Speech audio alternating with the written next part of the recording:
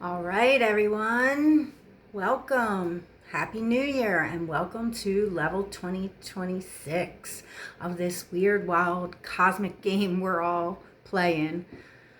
If you're new here, I'm Christina Salona, intuitive astrologer, empath, energy alchemist, and cosmic coach. And I'm the woman behind the New Earth Harmony Center for the Healing Arts. I've been working in the healing and metaphysical field for well over 2 decades, helping people navigate life's transitions, energy shifts, and the deeper rhythms beneath the surface of everyday life.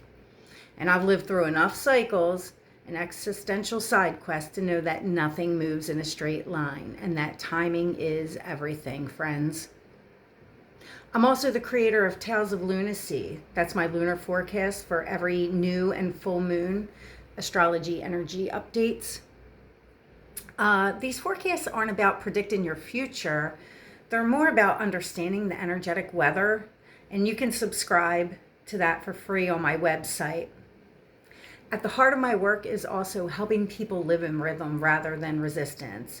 And I do this through a few core offerings, including Lunar Living, which is my group coaching and mentorship space.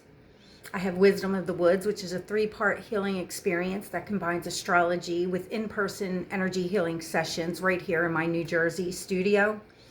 And then I have Mentoring and Maintenance, which is a more personalized monthly support option designed to meet you where you are, whether that's conversation, whether that's clarity, whether that's energy work, integration, whatever you need. Like I said, I can meet you where you're at. And for those of you that want a more intimate look at what this year holds, I'm offering a personal year ahead astrology overview for a limited time.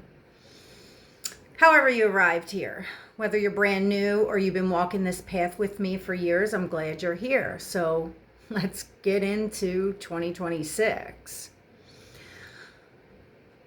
2026 feels different than anything we've experienced lately. It's a very distinct tone, distinctly different from the last several years, especially. After the long unraveling of recent years, 2026 definitely doesn't feel like more of the same. It's like an ignition year. It's the start of a brand new chapter, and it's not just intuitive. It's reflected clearly in the astrology, in numerology, and in the Chinese astrology. 2026 is a year number 1. That means it's all about new beginnings, new directions, new leadership, initiation, independence, beginnings, choosing new directions. This is the year where the seed is planted. It's about deciding who you're becoming and where you're headed. You don't have to have the whole plan yet. You just need to begin to take steps. This is the year to start something new, to claim authority over your life, to stop waiting for permission, to lead yourself and possibly others if you feel called to do so. A 1 year can feel very uncomfortable because the energy brings a lot of uncertainty because everything's new, right? There's trial and error. There are false starts. There's the feeling of, being pushed out front without really knowing where you're going, because it's all so new. So it is a bit uncomfortable, but that's part of the initiation. And then as we move into the year in February, once we have the Lunar New Year and the Chinese New Year, that energy shifts again. So we're still currently in the snake year. 2025 was the year of the snake, and what we see is a lot of that shedding skin. So we're still currently in that until February's new moon comes along, and then it brings us the year of the fire horse. And the horse is all about freedom, movement, enthusiasm. There's a lot of momentum with this energy, and we're going to see the year accelerate very rapidly after we get past that date. A horse is about independence. It's about doing things your own way. It doesn't want to be fenced in. It likes autonomy, space to move, room to experiment. And it's very much about authenticity over conformity. And there's a lot of other energies as we get through the year that also support that. The horse is the energy of action, momentum, forward motion. It's very spirited, it's very passionate. Sometimes it's restless. So there needs to be a little bit of direction to this energy. This is a year to really break out of old constraints, question outdated structures and systems. It's a year for taking risks and following your personal truth over external approval. It's not about playing small or staying stuck out of habit.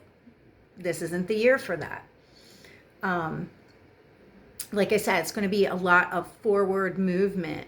So before that comes into play, January sort of sets the framework up, and then containing some of the energy, or at least giving it some direction, setting the frameworks now for the whole year ahead.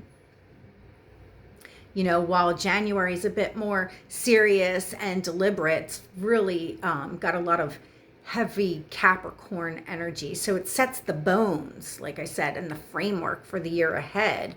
It's more about being serious, being intentional, setting long-range plans, grounding those visions into reality. This is about long-term commitments over quick wins in January.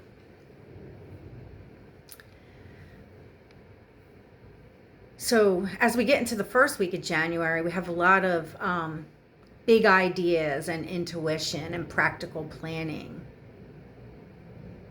We've already had our first full moon of the year, which happened on January 3rd, a full moon in Cancer, right at 13 degrees of Cancer. That's a critical degree in astrology. And when we talk about critical degrees, that doesn't necessarily make it good or bad. It just emphasizes that point.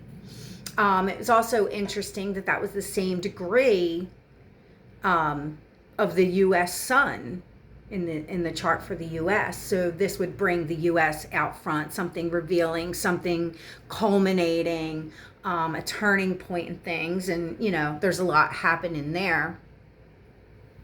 As we move on into the second week of January, we'll have the sun, Venus, and Mars continue traveling together in Capricorn. And like I said, January is very Capricorn heavy. It's very serious. It's very structured. It's building these frameworks for the year ahead.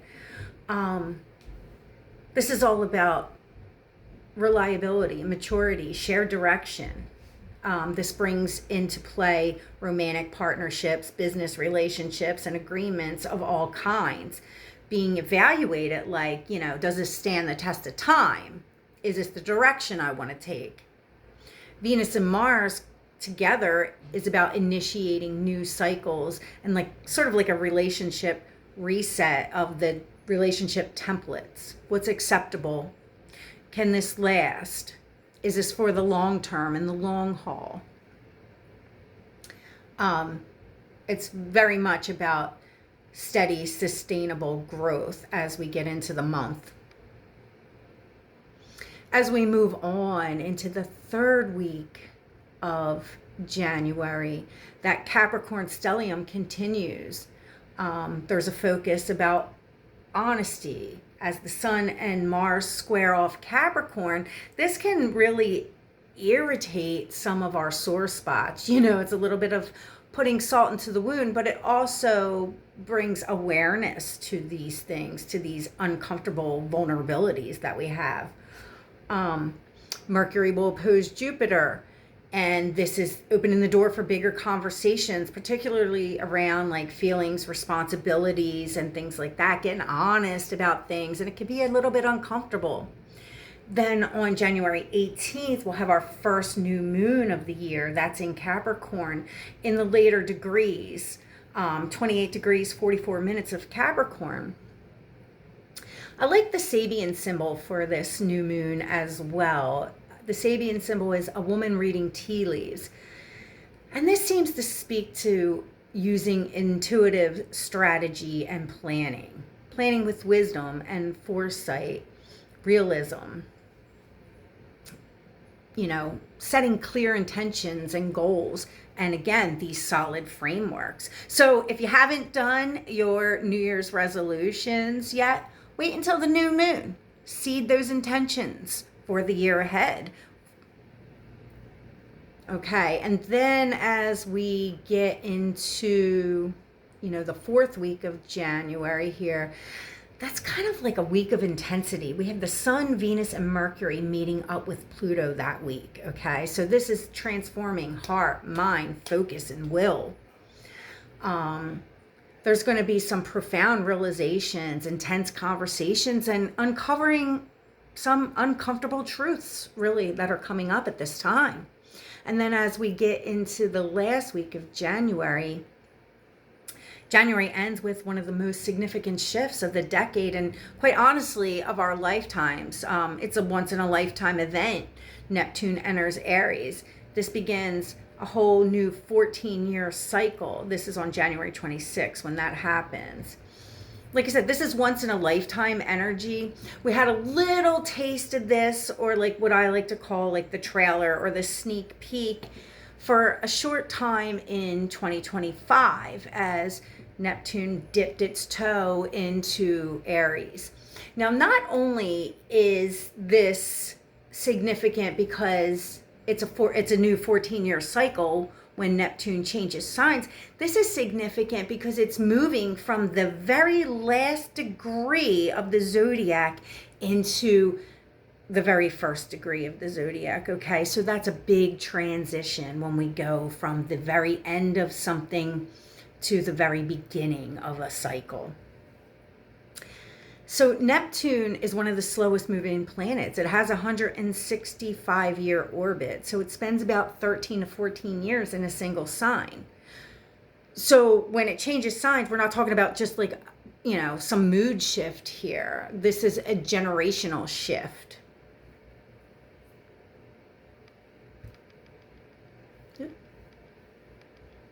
Yeah, so we'll be in Aries until 2039. The last time Neptune traveled through Aries was the years 1862 through 1875. And that's a period that coincided with the American Civil War. So we had, some profound upheaval there. And that was like some ideological and belief-driven conflicts. We could see religious or spiritual conflicts coming up, or the birth of new spiritual movements or belief systems.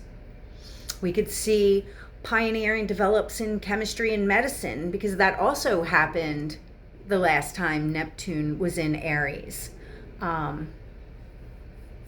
There's massive cultural shifts too around identity, power, sovereignty, about who leads.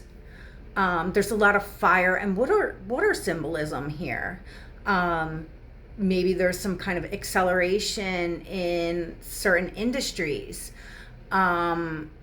We could see even warships or wars at sea or things like that, some conflicts out in the ocean. Neptune rules oceans, and Aries is about war and conflict. So not only about war and conflict, that's just one manifestation. Let me just clarify that. Neptune governs dreams and visions, ideals, illusions, spirituality, mysticism, transcendence. Also compassion and sacrifice. It also brings up savior-victim dynamics. It's about things that are hidden, obscured, and what's operating underneath the surface, in the shadows.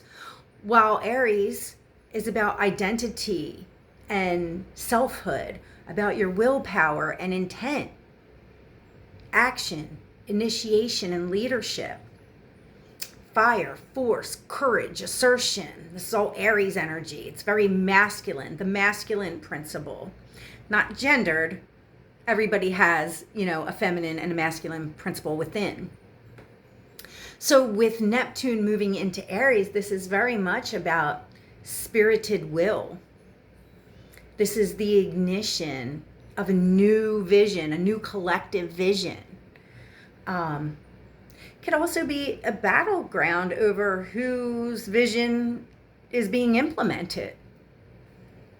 You know, some of the key collective themes are about acting on your own intuition, inspired action, about the subtle inner guidance and following that. I feel like this is also going to be the rise of the divine masculine archetype. There can be projection of ideals onto leaders, onto movements, onto causes. We can see hidden or more clandestine operations, like wars fought in the subtle realm, spiritual wars, ideological wars, psychological wars, culture wars rooted in belief systems. I already talked about the fire and water symbolism. So, you know, this is, you know, just a breakdown, and we'll talk more about it as time goes on because, you know, Neptune's going to be here for the next 14 years.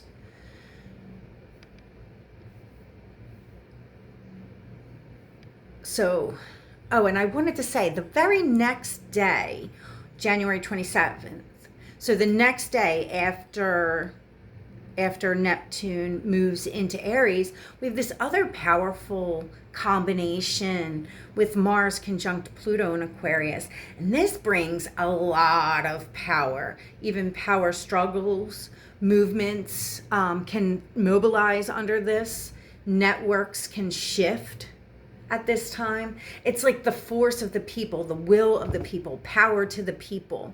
This is the kind of aspect that I always say can move mountains. You know, there's a lot of power, force, and energy when Mars and Pluto come together.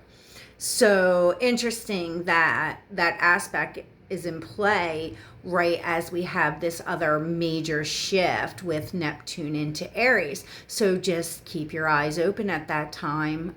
You always want to take caution when those two come together because there's a bit of explosiveness and volatility to that energy. So moving on to February, we're going to start to see the momentum increase in February. There's shakeups in February that reveals, you know, what's outdated, what no longer works anymore. It's kind of like this big futuristic energy, fast movement, acceleration.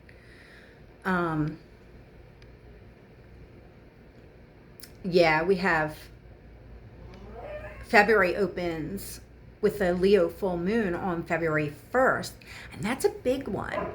Leo brings up matters of the heart, creativity, children, joy, personal self-expression, your talents, inner child matters.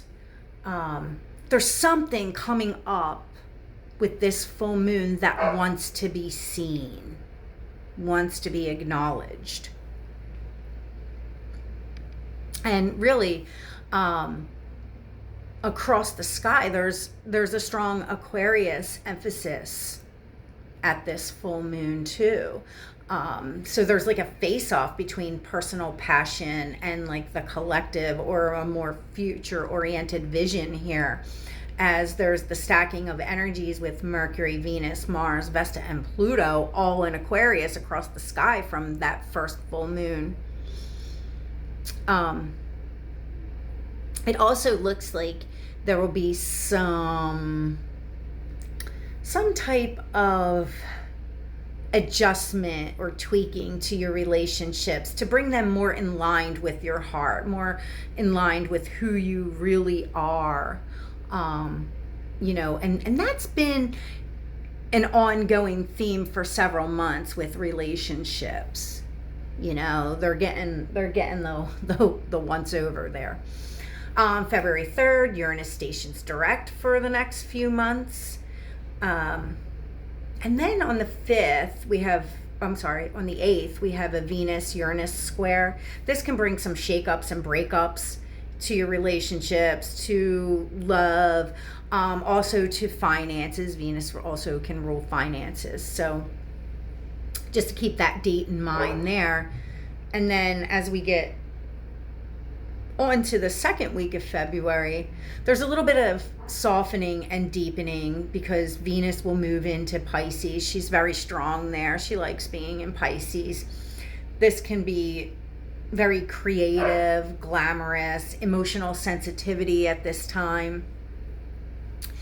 And then on Friday the 13th of February, we have another big shift as Saturn now moves into Aries, crossing that 0 point in that world axis. This is a big deal as Saturn hasn't been here in decades. Again, in 2025, we had Saturn dip his toe into Aries for a brief moment there. But again, big shifts here with Neptune now and Saturn both in the 0 degrees of Aries. And 0 degrees of Aries is the world axis. I feel like something major takes place here on a collective level. We can see new leadership structures. This is also about personal authority and sovereignty. This can be new rules of engagement. This also is about personal accountability and discipline, learning how to act with maturity, strength, discipline, competence, accountability, all those hardcore Saturn themes there. This is also about like building something new and implementing new systems, or at least the beginnings to structure and establish new systems. For the last few years, I talked very much about the crumbling and the breakdown and takedown of all of our systems and structures, which really ramped up over the last few years. Now we see what doesn't work. We see what's been unearthed, corrupted, and all of that. And now we have to start building new templates, new systems, new structures that actually work. So also around the same time, the sun moves into a square with Uranus. So this brings some shocking excitement type of energy, particularly around markets, finances, economies, definitely knocking you out of comfort zone on a personal level. It's like the old ways don't feel like they work anymore or that they're safe anymore. But at the same time, it's like something new isn't fully formed yet, and again, this is that sort of uncertainty of a 1 year. Then as we move on to the third week of February, this is like really like the heart of the month of February, as we'll have this is sometimes unbelievable how the universe sets things up, but we'll have a solar eclipse on February 17th, which also coincides with the Chinese New Year, ushering in the year of the fire horse. So eclipses themselves seem to be a portal of acceleration. They bring an accelerated and a speed up to events, to situations and things like that, often coming in the form of sudden endings and new beginnings. Now this solar eclipse also coincides with the Chinese New Year, which is a rare thing in and of itself for these two things to, line up. And it's the year of the fire horse, which I've already talked about being fast moving and accelerated. So, it's kind of like a double dose of this fast movement, acceleration, desire for freedom. This can bring sudden shifts in direction. Very much about independence versus conformity. And then to top it off, Uranus is in Taurus and squaring off this eclipse. So this is not a smooth ride at all. Comes in quite unexpected and an unsettling disruption here. It's like something is shaking loose.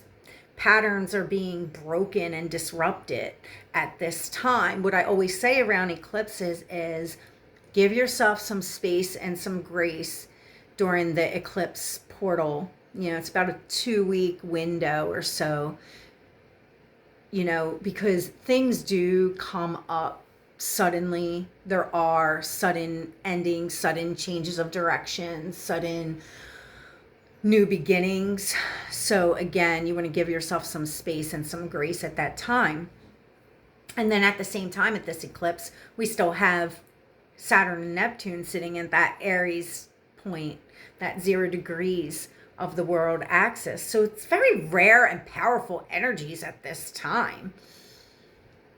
I feel like that brings about new leadership and even spiritual leadership. As I talked about these new masculine templates, particularly, divine masculine. This is about authority, new systems that are rooted in spiritual principles. This is about questioning authority also, about their deception, and who they really are. And I feel like this is when the year really starts to take off. What else do we have here? So by February 18th, we'll have a little softening again. The sun enters Pisces. This is a bit of a softening aspect, inviting a little bit more compassion. And then we'll have a nice Venus and Jupiter alignment. Can bring emotional abundance, forgiveness, support. It's a little bit of a feel-good energy, after some of the harshness of the eclipse.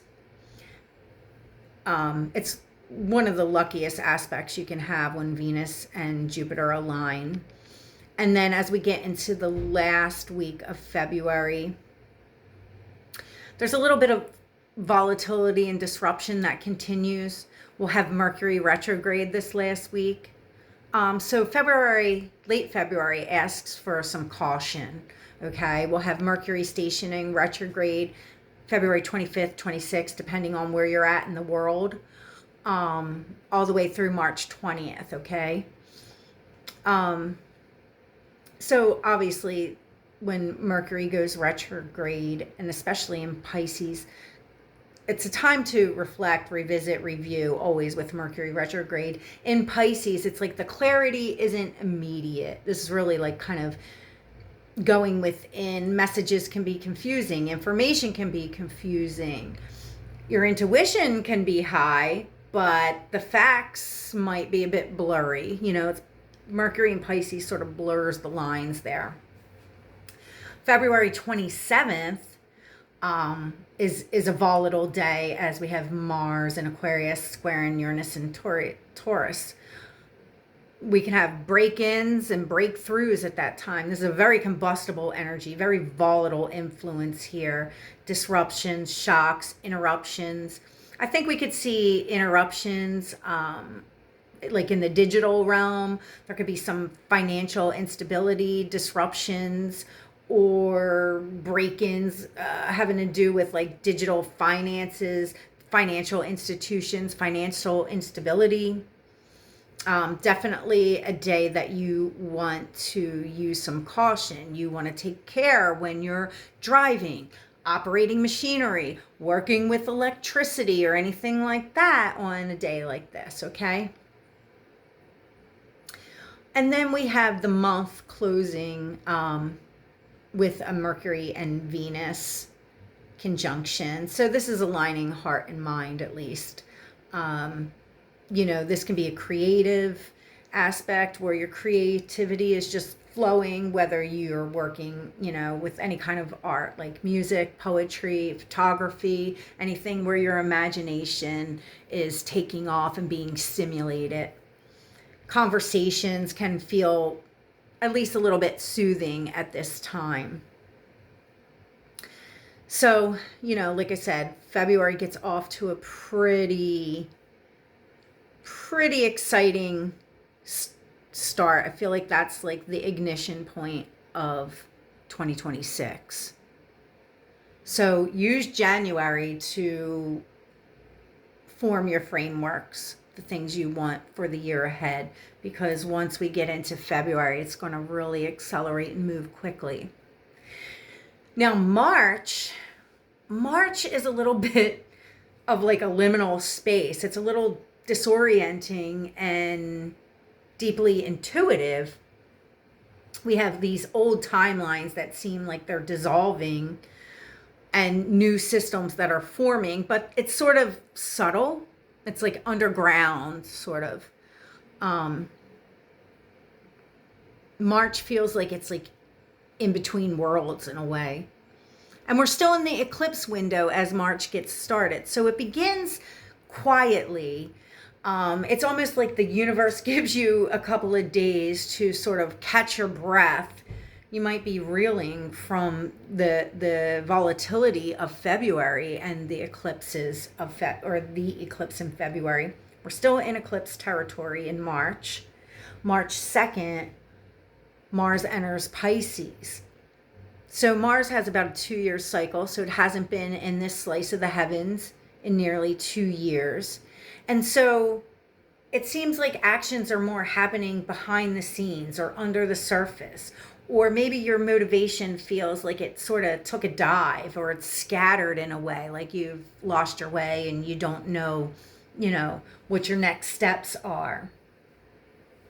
So this isn't about just pushing through.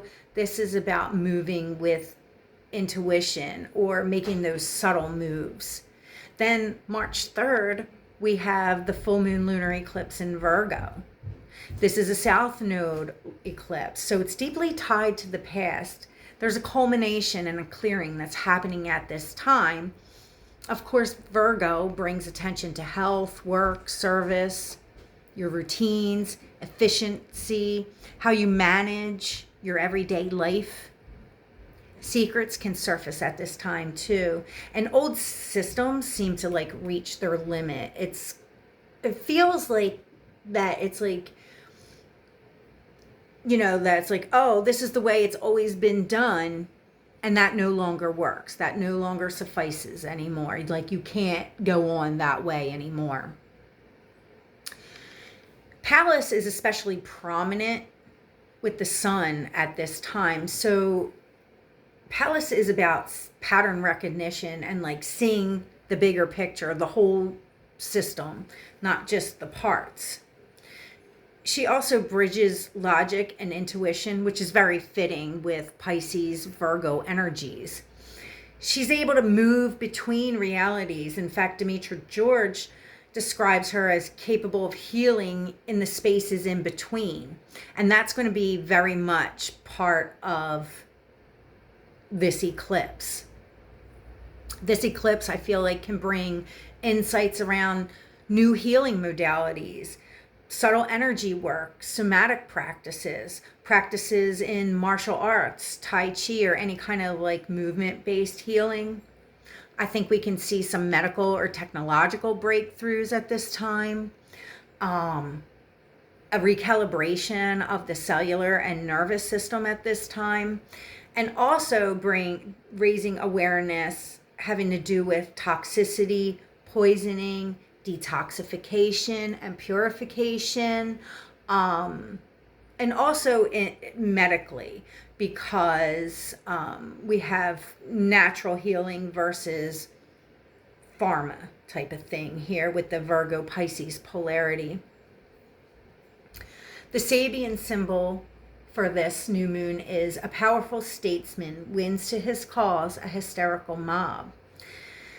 This kind of speaks to influence, persuasion, and the power of perception in a way. What else? What else do we have in March? March 6th through 8th, Venus moves into Aries and meets up with Neptune and Saturn.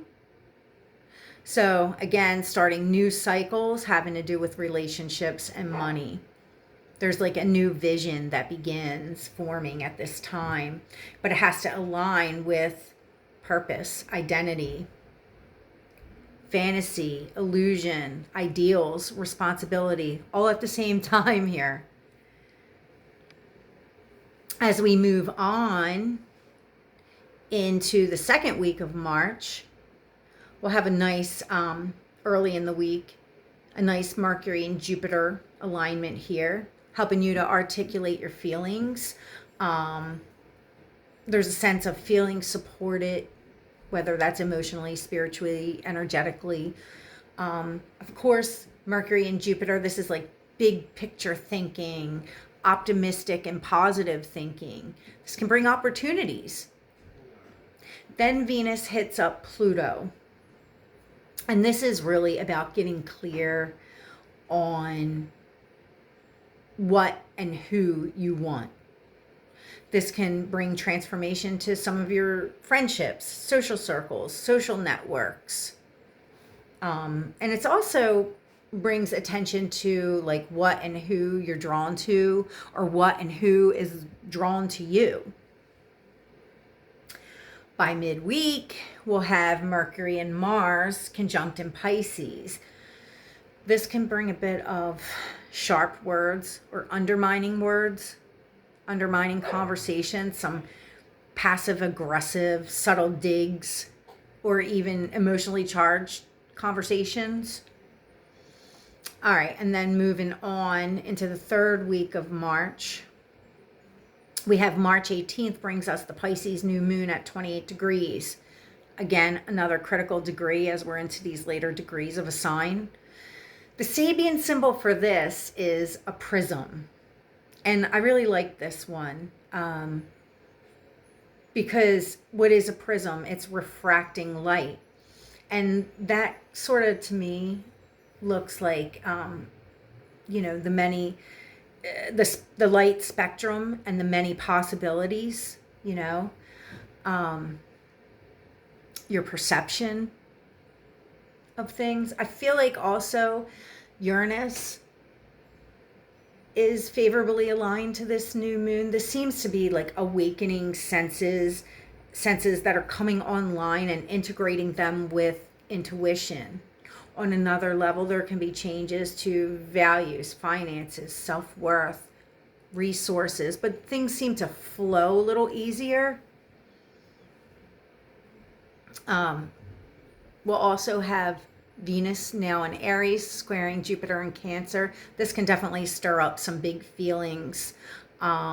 This can also be about initiating a connection or initiating contact with someone that's supporting your growth, or the other way around, they kind of reach out to you. Moving on, we'll have the spring equinox, which is also the astrological new year, on March 20th. Mercury also stations direct that day, so energy begins to move in a more outward direction. We'll also have Mars trining Jupiter. This is go big or go home energy when these two come together. And then the sun is also conjunct Neptune at that time too. So this is about acting on your intuition, being guided by your inner knowing over logic. As we wrap up March, late March seems a little more grounding, compared to the earlier part of the month. We'll have Sun and Saturn in a conjunction in Aries. This brings like a seriousness. This is focus, discipline, leadership that's embodied. This is about taking slow and deliberate steps. The Sun and Pluto also meet up. This is supporting deep transformation on the personal and the collective level. There could be power shifts too. These new leadership structures begin to gain some traction at this time too. Venus is also conjunct Chiron. This can bring some old wounds to the surface. This can also be about relationship rifts or repairs in relationships. This can be about healing around issues of self-worth and your identity. March 28th, we'll have Saturn in Aries, sextiling Pluto in Aquarius. This is a historic move too. And this is a longer influence, but it's exact on this day. And what's interesting here and why it's important is these are slower moving planets and they indicate generational shifts. But the last time these two met up in a conjunction was in January of 2020, and this was at the beginning of the breakdown of the global breakdown and restructuring, really. So this is their first cooperative aspect since then, and it's like we start to see these new systems that are forming from the ashes of all of that. And then as we wrap up March 30th, Venus enters Taurus. That's her home sign, her home turf, and she's a bit more comfortable there. And Venus in Taurus loves comfort, stability, security, all that kind of stuff. So, yeah. Just so much happening, and I'm trying to just give you all the highlights and cliff notes of the year so that we're not here for 6 hours. So as we move into April's a bit more focused, a bit more assertive, even confrontational at times. You know, momentum continues to increase. So April also begins with a full moon in Libra at 12 degrees, 21 minutes of Libra. This highlights balance, justice, fairness, relationships. So, yeah, spotlighting relationships, reciprocity, give and take. There's something that's coming into focus at this full moon of where things feel off in partnerships and agreements of give and take, you know. If things have been too one-sided, it's really going to be emphasized at this full moon. And then this full moon wants you to adjust those things. Jupiter is also in a harsher aspect to the luminaries here, to the sun and moon at this full moon. So this can trigger a lot of emotions, you know. Feelings are like really big feelings here, you know. This can also be about growing support from other people. There could be emotional demands at this time too. Then as we move on into the second week of April, there's still some Pisces haze at this time, but we also have Mars, Uranus in a sextile at the final degree. Okay, they're both at their 29th degree. And this is sort of like some subtle or unexpected moves. It's kind of like a sudden change in direction, and like I feel like it's like this, like, I didn't see that coming, you know, surprises there, you know, like maybe even blindsided by something that comes up suddenly. And then on April 9th, Mars enters Aries, and that makes an immediate energy shift, okay? Because now Mars is in his own sign. He's very comfortable there. He's very assertive there. It's like, you know, the direction sharpens, your motivation returns, and there's a renewed sense of wanting to act, wanting to move forward. But the thing here is that now Mars is hitting up Neptune. So again, that still blurs those lines there. There's still this undercover actions here, acting behind the scenes movements and things like that. So it sort of softens the typical Mars in Aries aggression. It's like your actions are more inspired, you know, they're more guided by intuition and inner knowing. Yeah, so moving forward into the third week of April. Yeah, this is one of the most important weeks of the month, maybe even of the whole season. Mars continues moving with Neptune. Okay.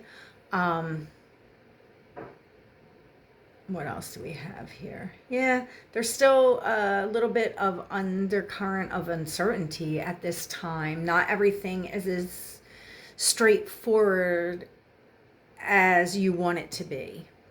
April 14th, we'll have Mercury and Uranus in alignment at 29 degrees. So there's a little bit of like a perspective shift, really. And then Mercury will enter Aries, sharpening communications. Communication becomes more direct, more decisive. April 16th, we have a Sun Chiron conjunction in Aries. This opens you up to a whole new level of healing. There could be old wounds that resurface around identity, comfort, confidence, leadership. And then we have the Aries new moon that is at 27 degrees.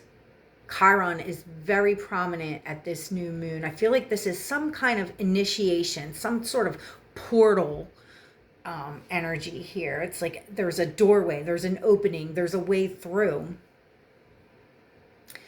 And then we also have Mars and Saturn are going to be very close together around these days. It really becomes exact on the 19th, but this is in play at the Aries new moon. So it's seeding points for like long range goals and objectives, you know? So this isn't, you know, making moves and having immediate gratification. These are like long-term plans, long-term frameworks, long-term structures. And then the sun moves into Taurus on the 19th, and this sort of like grounds all this intensity. So as we move on through the 4th week of April, there's a bit of intensity here. We'll have Mercury, Mars, and Saturn clustered together in Aries. This brings some serious conversations. Words are sometimes harsh. You know, it's like speaking with authority, commands being issued. It's not soft energy at all, but it can be very purposeful. And then April 23rd brings sort of a major turning point here. We'll have Venus and Uranus conjunct at the 29th degree of Taurus. So while they're beginning a new cycle, because Venus meets up with the outer planets once a year, basically, but this is at the end of the sign. So there's something that's coming to closure here too. At the same time, something's beginning. And it's interesting because we actually had a Venus-Uranus conjunction at the 29th degree at Taurus last summer, right on July 4th. 2025. So there could be like a repeated theme or something echoing, you know, something that happened back then. So just keep that in mind. There can be sudden changes in relationships, in finances, banking systems, some shakeups, breakups, and breakthroughs, you know, in love or finances. There can also be some big aha moments regarding relationships, love, desire, self-worth. And then Venus moves on into Gemini, sort of lightening the tone a little bit, you know. But like not really for long, because by April 25th, we have a Sun-Pluto square. This can indicate a power struggle. And it's in fixed signs. It's fixed energy. So no one really wants to budge, and any kind of change feels forced, but it also can break up any kind of stagnation too. And then we also have on April 25th is another massive shift of Uranus entering Gemini. And again, in 2025, we had a taste of that energy for a brief period. But now Uranus moves into Gemini for the next 7 years. So we have all these outer planets moving into new signs, okay? And this, you're hard pressed to ever find any point in history where all these outer planets are moving relatively in a short amount of time, and they'll all be interacting with one another, creating this whole new paradigm. And you really can feel it's like the old ways are done, the old structures that weren't really built to last are no longer valid, and there's all this new energy, new paradigm forming right before our eyes, and we're all part of it. So with Uranus moving into Gemini, this is all about innovations in communication. We see new technologies, new breakthroughs and stuff with transportation. Maybe we'll see flying cars, or even Uranus can rule the sky. So maybe different forms of aviation, sky-like events. There can be revolutions in media and social media networks. We can also see, the nervous system is kind of activated and speeding up at this time too. We can see unexpected news, shocking news, even revelations, discoveries. There could be unexpected visitors, new connections, new social circles and things like that, new communication platforms. It's really going to be making fundamental changes quite quickly in the way we think, the way we speak, the way we connect. I think I talked already about transportation breakthroughs. Can also be in the way through, like roads, bridges, tunnels, connections. Things that link one thing to the other can change. All right, and then moving on into the last week of April. Yeah, this month closes on a high note. We'll have Venus and Pluto beautifully aligned. This can bring like magnetic attractions, can bring enjoyable conversations, stimulating conversations. This can bring about powerful social connections. It's like your influence can grow through connections more so than force. Messages that, arrive now are weighty. They carry some weight. They have the power to influence.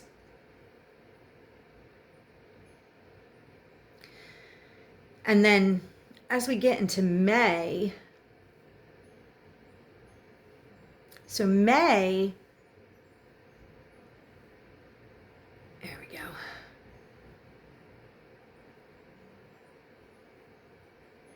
Yeah, May begins and ends with a full moon, which is also known as a blue moon when we have 2 full moons within a calendar month. And it opens intensely with the Scorpio full moon. And this brings about a culmination of the Scorpio new moon from November 20th of 2025. And that Scorpio new moon back in November was part of a powerful water grand trine. It was actually a kite formation.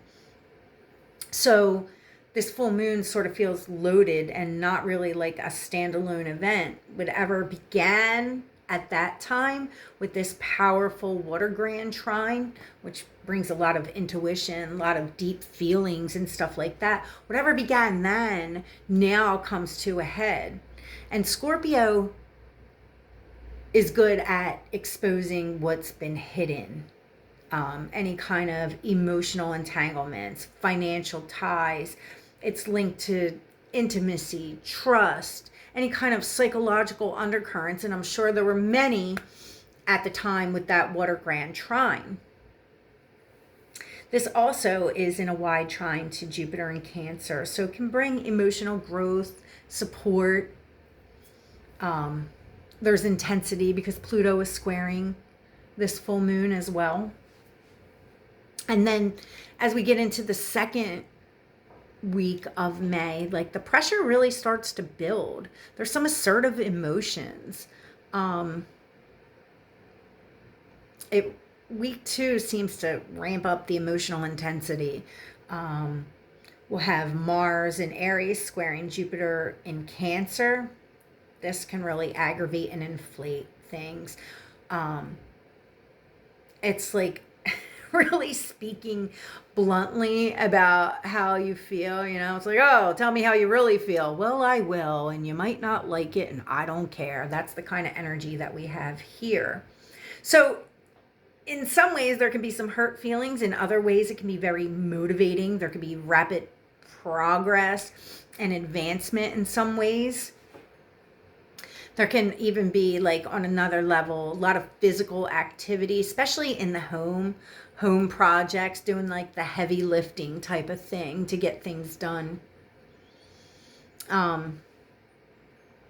May 6th, Pluto stations retrograde. That'll be for the next several months. So internalizing power dynamics, control, transformation becomes like an inside job, really. And then May 10th is a nice aspect, little bit of a gentler, softer note, as the Sun and Jupiter are sextile. That's also Mother's Day, so it's a nice aspect for that. Week 3 of May sort of slows the pace a little bit. The energy is shifting into Taurus, which brings up themes of stability, worth, sustainability. We'll have a Taurus new moon on May 16th. And that's a really deeply nurturing new moon. Sirius is very prominently conjunct this new moon. This highlights nourishment. This highlights family,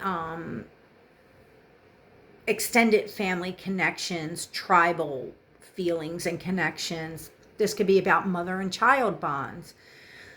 On another level, this brings up food and nutrition, gardening, seeds. Farmers and farming can be highlighted at this time too. Sirius is also connected with women's cycles, whether it's, pregnancy, fertility, birth, any women's cycles, OBGYN stuff. Sirius also, and especially in Taurus, can bring up issues of self-worth, self-acceptance, and things like that, feelings of belonging. At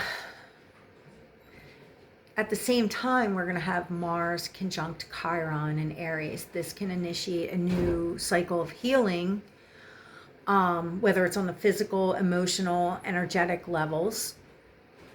Also with Mars and Aries, there could be something surgical here, like a cutting away of something, a clearing away of something, psychic surgery even. Healing modalities such as acupuncture are favored here too. It also kind of feels like there could be like needling a sore spot at this time, always with Mars and Chiron. There could be a bit of a sore spot or vulnerability that's, being poked at. And then we also will have Mercury entering Gemini and immediately, moves into a conjunction with Uranus. This speeds up your mindset, and, it can be information overload. Information moves fast. There could be news and information that's coming and going really quickly. Surprising news, shocking news, shifts in narrative. This is also sudden discoveries and these big aha moments. As we get into week 4 of May, there's some energy shifts here. May 18th, Mars moves into Taurus for the first time in nearly 2 years. And this sort of changes things from being impulsive with Mars in Aries, his home sign. This is more like relentless energy. This is more step-by-step, persistent type of action, focused on acquisition, stability, and more tangible results, like your efforts bringing more tangible results. At the same time, Venus also enters Cancer. That emphasizes home and family, emotional security. It also is about property and property values, home values. And together, Mars and Venus will be working together, creating some steady momentum toward comfort, toward value, towards feelings of belonging, toward feeling supported. May 22nd, we have a Sun-Uranus conjunction in Gemini, again bringing this unsettling, shocking news, discoveries, awakening. There's these mindset shifts. May 31st brings us a full moon in Sagittarius. Like I said, May starts and ends with a full moon. This will be the blue moon on May 31st in Sagittarius. And Sagittarius is all about truth and belief systems, law, courts, judgments. It's also about broadcasting, promoting, propaganda. Late May seems somewhat forceful, actually, because Mars in Taurus squares off with Pluto in Aquarius. This is another fixed square, and it brings power struggles. There's like this relentless effort to transform communities, to transform systems. It's like there's this slow but unstoppable momentum, and this step-by-step change and transformation. And then the sun also is trine to Pluto. So this again supports this transformation.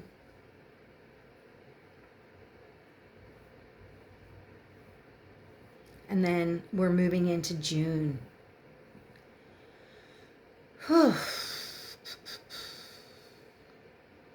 June's a little bit more emotional and reflective.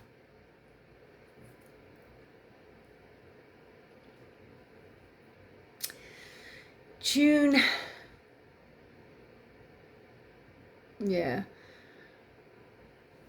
June 1st, we'll have Mercury moving into Cancer. So again, your mind and thoughts turn immediately inward. It's about feelings, memories, the past, familiar emotional patterns. Communication's a little bit more on the personal, a little bit more reflective, even nostalgic. June 2nd, we'll have the Sun and Saturn in alignment, supports realistic planning. And then as we get into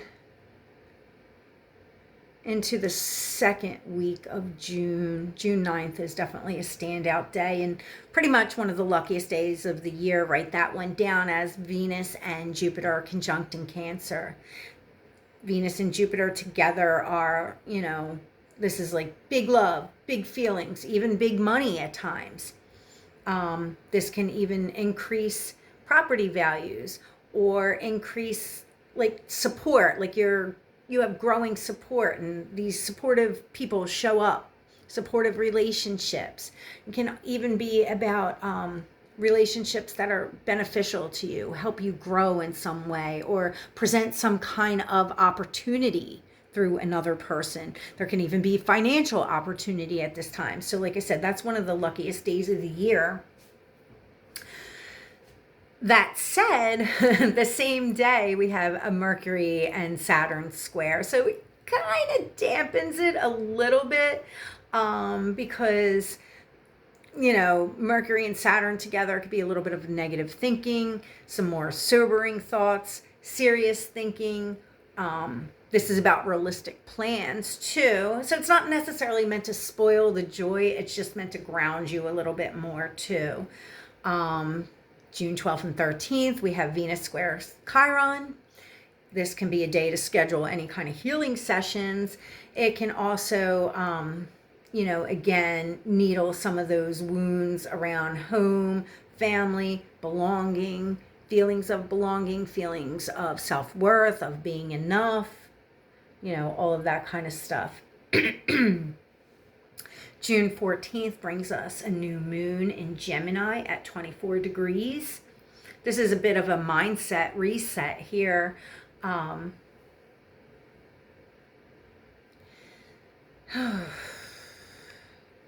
Yeah, so mid-June, oh yeah, June 17th, we'll have a Venus-Pluto opposition. This can be a very intense aspect, especially with relationships, with love, creativity, self-expression. Yeah, this is about owning your own uniqueness without giving your power away too. And then, excuse me, June 19th is a pretty major shift. Chiron enters Aries. I'm sorry, Chiron enters Taurus. It's been in Aries for the last several years for the last several years. So now healing's a little bit more tangible, and it's focused on issues of self-worth, on issues over money, body issues, feeling safe, feeling secure. There can also be about having enough, being enough, wounds around that surface. On another level, we could see financial loopholes. And then we'll have the summer solstice on June 21st. You know, the sun moves into Cancer June 21st. That's what marks the solstice, immediately activating Chiron again in Taurus. This can be about emotional belonging, feelings of belonging, family conditioning. And again, wounds related to feeling safe, feeling enough. As we get into the last week of June, we see some more tangible progress. Late June's a bit grounding, and we're going to need that, okay? We'll have on the 25th, Venus and Saturn in a beautiful alignment. This is about long-term commitments, whether it's financial commitments, whether these are relationship commitments. This is about also stabilizing any new systems. June 27th, we'll have Mars and Jupiter in alignment at 29 degrees. So it's like, it feels like, you know, some of these, your sustained efforts, your relentlessness seems to pay off at this time. On June 28th, Mars enters Gemini for the first time in nearly 2 years, and this accelerates your mental energy. This is like about movement and multitasking. There's also, you know, variety and choices. You know, there's multiple paths that open up. You can also be a little bit scattered with your energy, you know, kind of Mars and Gemini likes to chase shiny objects, you know, and it can sort of burn out its energy. So just keep that in mind. And then June closes out with a full moon in Capricorn on the 29th. So this is about results and consequences, accountability, authority, maturity. And Saturn, the ruler of this full moon, is in a T-square here. This emphasizes responsibility amid all this uncertainty. This is about, you know, deciding what's working, what isn't working. This is about leadership. Mercury also stations retrograde in Cancer, okay, at this time, and then Jupiter enters Leo. And so that's a once in 12 year cycle. We haven't seen Jupiter in Leo for 12 years now. And this sort of sets the stage for any kind of creative expansion, expanded leadership. And then as we move into July, I mean, July is loaded. It just is. So definitely use June to kind of get your bearings. July definitely feels accelerated. It feels electrifying. It moves fast. It feels revolutionary and liberating. It's kind of like a high risk, high reward type of energy as well. There's some explosive moments and rapid change that comes along. It feels like this really ignites the new paradigm, like it really starts to kick into high gear here. So, whew. Yeah, so July opens. We have a Jupiter and Leo squaring Chiron and Taurus. This can really sort of make those wounds around feeling enough or being enough, make it feel even bigger. But it also brings opportunities for love, creativity, visibility even. But it definitely challenges some of your old insecurities, you know? So while there's these opportunities for growth and expansion, it also feels so uncomfortable and unfamiliar. And like I said, triggering any of these old insecurities. Right on July 3rd, we start seeing some dramatic energy spikes where Mars and Uranus are conjunct in Gemini. This is a volatile and explosive energy here. There can be definitely sudden news, unexpected news, shocking news and information, breakthroughs, break-ins, you know, interruptions in communications, interruptions, any kind of like media platforms and things like that. It's like so lightning fast, unpredictable, and electric. It's like, you know, again, when we have these kind of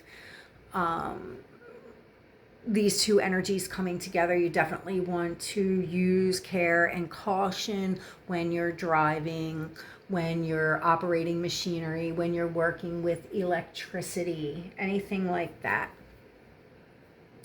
And then as we move in on July 4th and 5th, we still have Mars and Uranus engaged in a conjunction, but also with the other outer planets, Neptune and Pluto, over these days.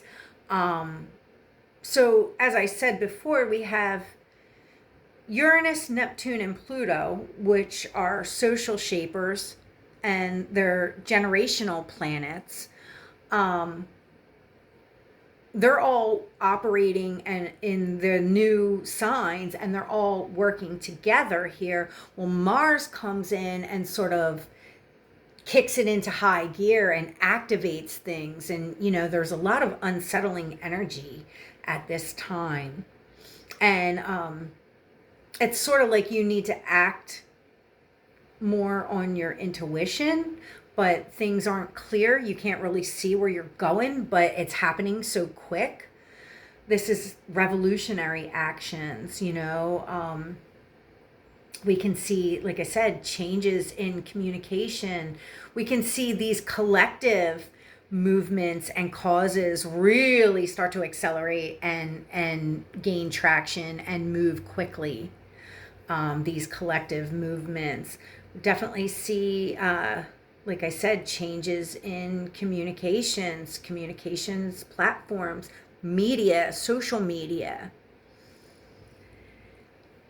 July 4th here in the US is going to be lit. There's going to be fireworks, literally, physically, emotionally. I mean, it's really new ideas, new technologies, regenerative and revolutionary types of technologies. So just keep that in mind. As we move on, we have the Sun squaring Neptune on July 6th. So whenever these two come together, it can be one of those days where it's like everything feels a little bit heavy, responsibilities are weighing, it's like the weight of the world is on your shoulders. And it's coming on the heels of this other rapidly, wild energy. So I feel like this at least slows things down a bit. And maybe it's like sort of realizing the gravity of things, realizing the seriousness of everything. July 7th, Neptune stations retrograde. The 9th, Venus moves into Virgo. It's not her favorite place to be, but, the focus is more on functionality, health, organization, that kind of stuff. And then she moves into alignment with Chiron on July 10th. This is very supportive for healing, wellness, body work, self-care, any of those things. That's a good day to schedule a healing session. And then moving on to the third week of July. And this week is loaded. Yeah. Venus is interacting with all of the outer planets, forcing some adjustments to relationships, finances, money. There's definitely some choice points that come up here, And then on the 14th, we'll have a Cancer new moon at 21 degrees, 59 minutes, almost at 22 degrees. This is really bringing like more reflection on home, family, property, emotions, emotional safety, feelings of belonging, feelings of being supported. And Mercury retrograde is also conjunct this new moon. This can also bring like a bit of a review on old memories, old conversations, old emotional patterns and narratives, sort of resurface at this time for you to review. And then across the sky, we'll have Jupiter in Leo opposing Pluto in Aquarius at the same time here. This can bring, this really amplifies power and power struggles. There can be a lot of show and spectacle when you're dealing with issues of power, issues having to do with ego.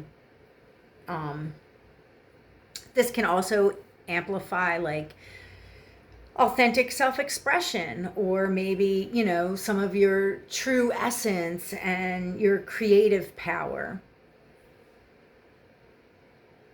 And then again, we'll have these generational alignments here, Uranus sextiling Neptune and trining Pluto. Again, these outer planets that are generational are all working together. This can bring, intuitive downloads, these visionary ideas, maybe even telepathic style communication. This also highlights things that are like water, combustion, and electricity, maybe some kind of technology that comes up that deals with these things, regenerative technology, renewable energies. There's some kind of transformative breakthrough with technology, with communications, with media, with communication networks, with communities, neighborhoods, the collective itself. Yeah, so like I said, that is a loaded week. And then as we get into the fourth week of July, then Jupiter comes in and amplifies everything. Like I said, he's already been in an opposition with Pluto, but now he's trining Neptune, he's opposite Pluto, and he's sextile Uranus. So as I said, Jupiter amplifies anything it touches. So this is, a lot of bluster and show. Like I said, some power plays, ego battles, you know, huge displays here. You know, it's a lot of theatrics.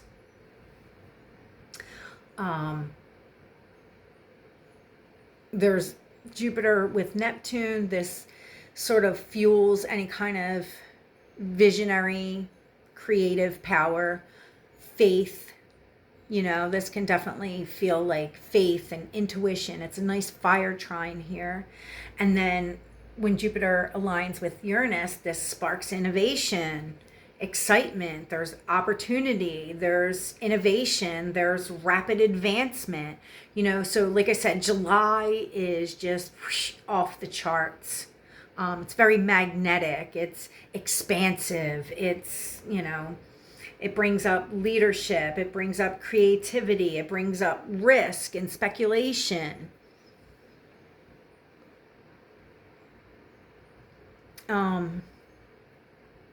Okay, so by the 22nd, Sun moves into Sun moves into Leo. 23rd, we have Mercury stationing direct at 16 degrees Cancer. You know, helping some emotional clarity to return, you know, things start moving forward. Neptune and Pluto are in an exact sextile on July 24th and 25th. Now, again, this is a generational influence here. It lasts for quite a while, so it's exact on these days, but it'll be in play for quite some time. And this sort of, to me, says it's like the scaffolding of this new world that's, you know, coming online, and this new paradigm that's being implemented. July 26th, Saturn stations retrograde for the next few months. And then as we get into the last week of July, we have the nodes shifting on July 28th. Now, the nodes are about karma and destiny. Okay, they're called sometimes the nodes of fate. And they're shifting from Pisces and Virgo, which they were in for the last 18 months, and then they're moving into Aquarius and Leo for the following 18 months, and sort of changing the karmic storyline and the, you know, cosmic GPS. This brings up themes of freedom and individuality and creativity and about our collective evolution. And then we'll have on the 29th a powerful Aquarius full moon at 6 degrees 30 minutes of Aquarius. And the full moon highlights independence, revolution, communities, friendships, and also about doing things differently.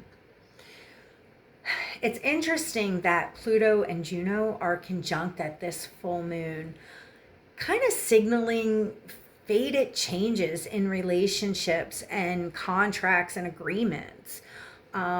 Existing relationships can no longer continue as they have been. Either they evolve or they end, you know. This can also be a time that new and powerful alliances are formed also. And then across the sky, we have the Sun and Jupiter conjunct in Leo at this full moon. So again, Jupiter's amplifying everything, you know, about, you know, authenticity and the truth that's in your heart. You know, there can be life-changing opportunities that are presented at this time too. Uranus is also the ruler of this full moon, and it's in a favorable aspect to this lunation. So again, this accelerating feeling that comes along at this time. You know, July is super accelerating. It's like a point of no return once we get into July. So hold on and buckle up in July for sure. Because like I said, it feels like that's when this new paradigm is really just like lit up. So as we get to August, August August gives you a little bit of breathing space because it opens quietly, and it's a noticeable contrast after all of July's hyped up energy and intensity. So it gives you at least, the first few days, gives you a little bit of space, a little bit of time to catch your breath. August 3rd, Chiron stations retrograde, so healing turns more inward. And then we have an energy shift on the 6th of August as Venus moves into Libra. That's her home turf, so she'll be evaluating relationships. This is about fairness, beauty, and, mutual exchange, give and take. The sun is in a nice trine to Saturn on that day, a fire trine here that's supportive. It emphasizes follow through, leadership, authority, any creative projects that are for the long term. And also about confidence. Leo is confident. This is about confidence that's earned through your experience. This isn't like, oh, I just feel confident that I know this or that. This is like, I know it because I've lived it. As we get into the second week of August, relationships can kind of deepen. We have Venus and Pluto in a nice trine together. This can transform relationships, agreements, or any kind of like collective power dynamics. This is supportive of deep bonds, intimacy, powerful friendships, any kind of collaborative influences here. But Venus is also opposing Neptune at this time too. So, you have to make sure that you're seeing people and situations for what they really are, not for what you want them to be, or not just for what they could be. And then Mars moves into Cancer on August 11th. This can stir any kind of emotional reactions and gut instincts at this time. It's sort of like you're just very emotionally reactive at this time. There can also be, during these weeks that Mars is through Cancer, activity on the home front, domestically, property projects and things like that. Mercury in Leo also opposes Pluto. It's like your words have power and make an impact at this time. And then we'll have Venus and Uranus in a trine. This is sparking and stimulating conversations, social networking, maybe some unexpected connections. It's like some happenstance and coincidences, people that you meet at this time or conversations that you have at this time is just like, oh, sort of serendipitous. As we get into week 3 of August, we have a Leo solar eclipse at 20 degrees, August 12th, activating themes of love, creativity, joy, talent, self-expression. This also brings an air grand trine with Venus in Libra, Uranus in Gemini, and Pluto in Aquarius. This is, I guess, creating more cooperative channels when it has to do with like innovation, transformation, communication. It's also about what really lights you up, what makes you feel special. And if you're brave enough to follow that, to follow your heart.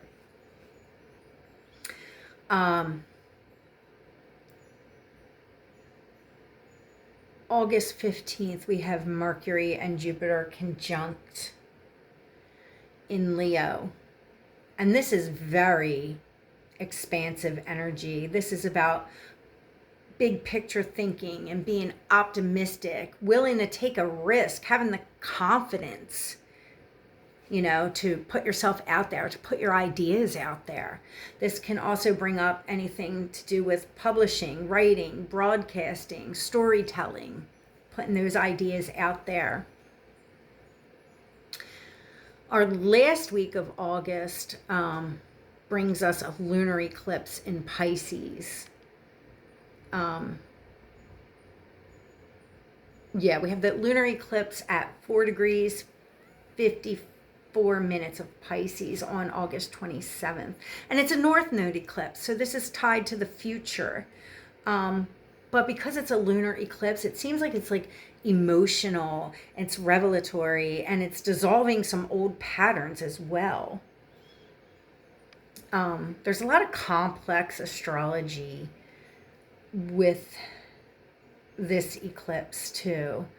You have Neptune in Aries, which is the ruler of the eclipse, forming a yod with Pluto and the Sun and Mercury. So this is really about intuition leading the way, when logic can't really fully explain what's happening, what's going on. Also interesting at this time, Uranus is square to this eclipse. It can kind of create a bit of unsettling energy, a bit of information overload, or these sudden insights, sudden revelations and discoveries. It's also in a critical degree here. I feel like this is very revealing and could be very shocking news and information, particularly around healthcare, health protocols, cures and therapies, poisoning, toxicity, addiction. These things come up. And again, it's about things that are pure and natural versus things that are more chemical. It could be, facts, info, reports, medical journals, and studies that come out that are, like I said, revelatory. It's bringing something into your awareness that's somewhat shocking and unsettling at this time. Mars in Cancer is also in a favorable alignment to this eclipse. This can bring like some emotional release. This is also about emotional and intuitive intelligence and your gut instincts and emotional reactions being stirred at this time. Okay, and then finally on the 31st of August, Jupiter in Leo and Saturn in Aries are in this beautiful, harmonious fire trine here. And it feels like this can stabilize things. It can be supportive. It's one of the more supportive long-term aspects of 2026. It's exact on this day, but it's in play for a little while longer, at least for, a couple of weeks. This is also about leadership, follow through, authority, responsibility, confidence, experience, maturity. So, August is another one of those months where it's about clarity, discernment, leadership.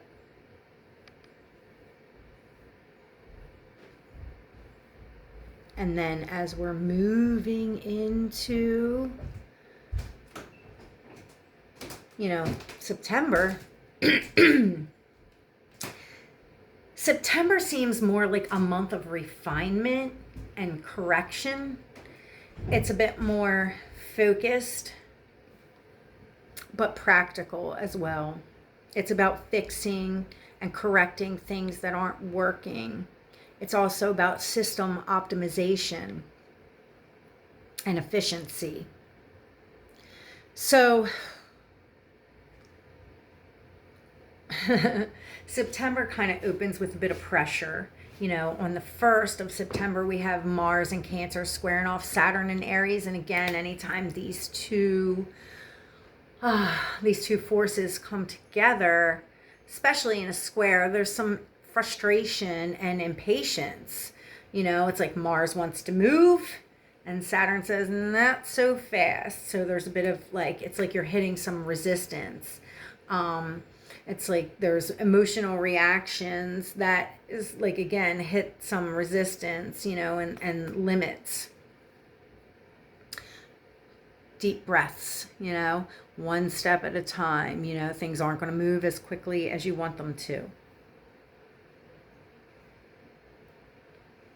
As we get into our second week of September, we'll have a new moon on the 10th of September. This is a bit of a reset for health and well-being, your routines and, daily systems.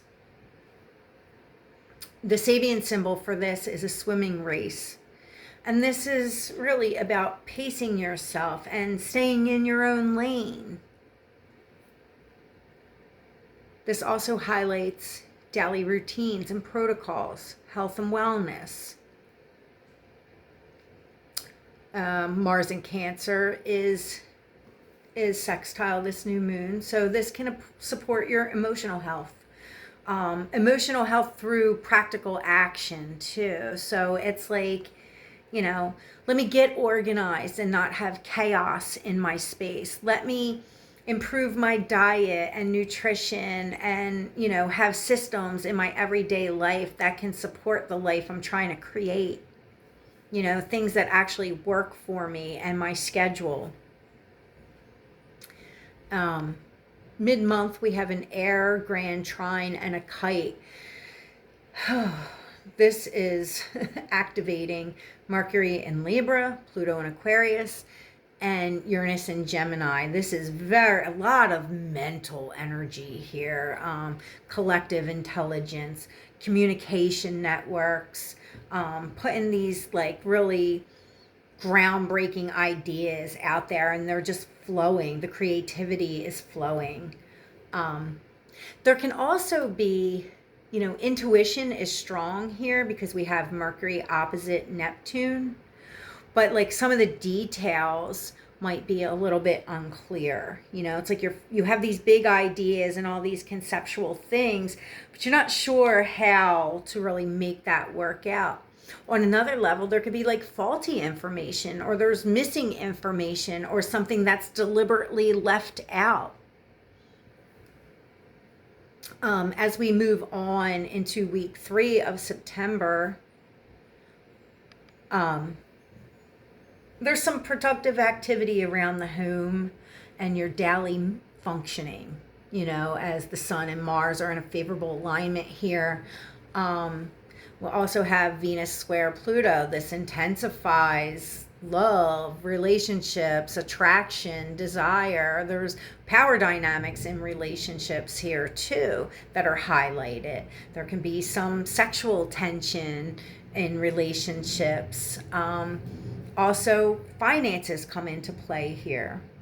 There's also there can be, connections and bonds that are deepening at this time, or they break because it just isn't working out, So just keep that in mind. And then September 17th is a bit of a major shift as Chiron moves back into Aries. He's retrograde now, so he's moving backwards into Aries. And then, giving you time to reconsider and rethink any wounds around identity, around, existence itself. Do I have the right to exist? And this is his final pass in Aries. He was in Aries for years, briefly moved into Taurus, and then retrogrades back into Aries. Okay. September 18th, the next day, is a bit of a serious type of energy. It's a bit of a heavy energy as Mercury and Saturn are in opposition. So this can bring up serious conversations right now. There's potential for a stalemate in any negotiations. It's like something has to be put on pause because you got to address something else first. The 4th week of September, we have that full moon at 3 degrees 37 minutes of Aries. Did I say that was on the 26th? Oh, well, before that, the 22nd, we have the fall equinox. And around that equinox, we also have another kite formation. And then that Aries full moon on the 26th. Highly intuitive and emotionally charged full moon here, as Neptune is super close to this full moon. So this is like blurring the edges here, sharpening psychic awareness and emotions and feelings, although clarity and certainty might be lacking at this time. It's like you kind of can't really see everything that's in play here. And this full moon is part of that kite and that grand trine. We have trines to Pluto and Uranus. So again, this can bring breakthroughs, transformational technologies, social networks, social media,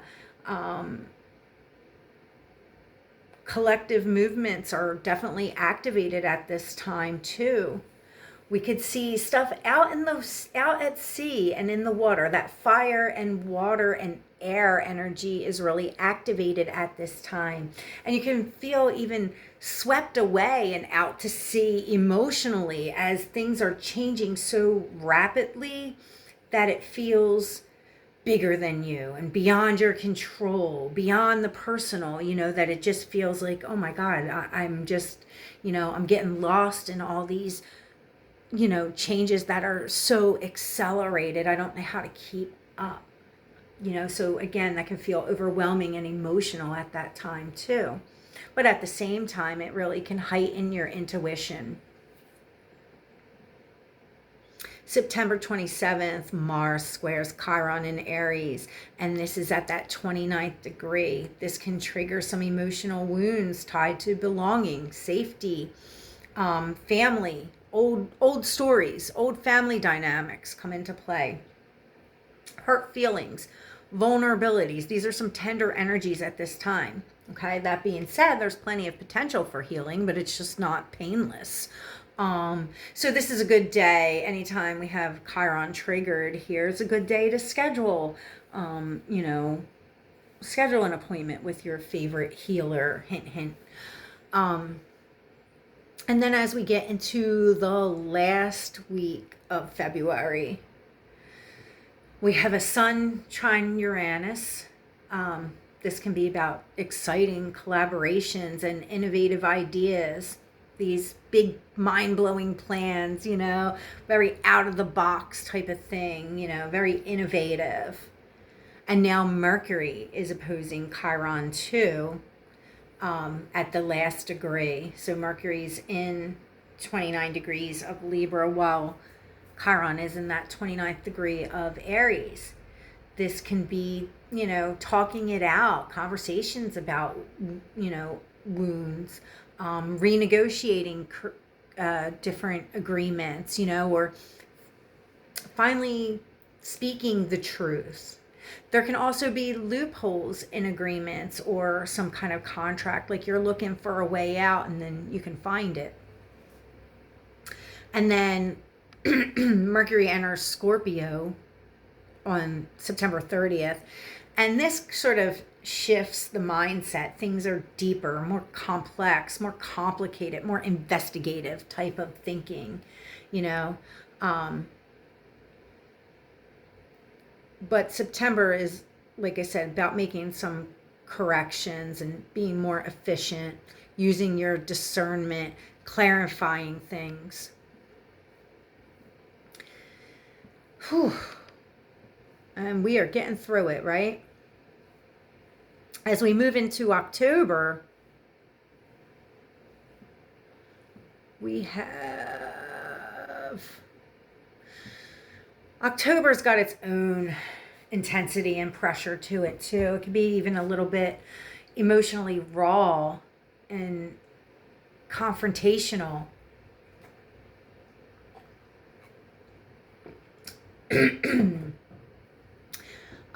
There's some power struggles and irreversible turning points, fated moments in October.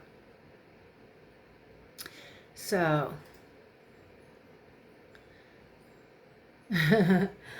October kind of opens hot and volatile. We have October 2nd.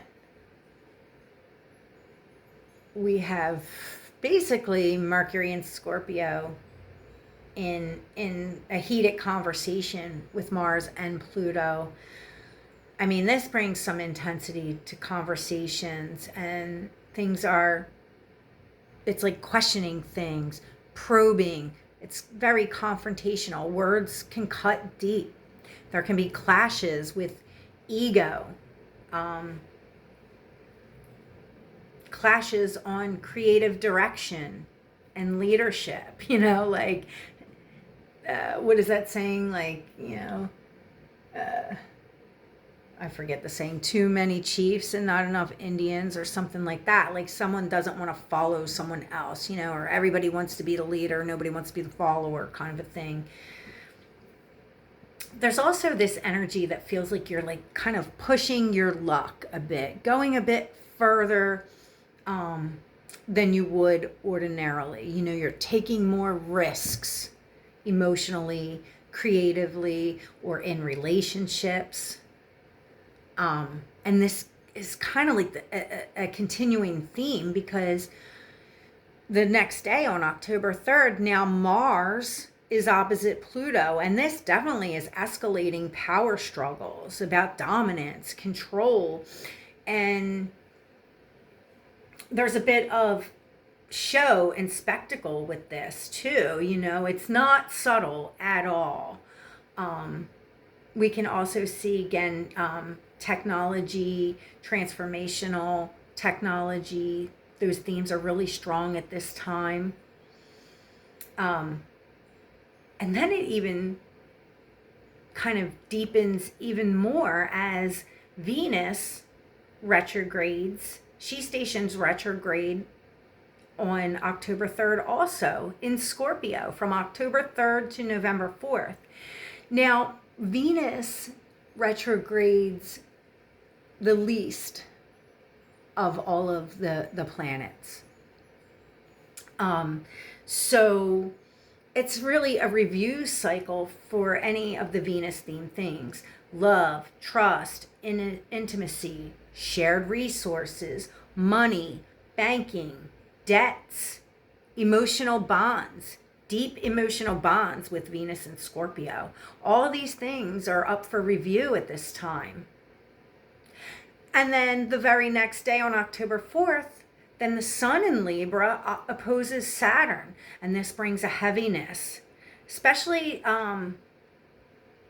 to relationships. It's about like responsibility to other people, and it can feel very sobering and maybe even depressing at this time. You might be called to account. There's, again, this pressure that starts out the month of October. By October 10th, we have a Libra new moon at 17 degrees of Libra. This brings up themes of relationships, justice, courts, the law, also cooperation, reciprocity, give and take, fair exchanges, fair deals. This is all Libra symbolism here. And yeah, it just feels like this is also about accountability and consequences that are unavoidable at this time. And Venus, being retrograde in Scorpio, is also squaring Mars and Leo. So this kind of intensifies things. It brings passion, sexual tension in relationships, and even conflicting desires.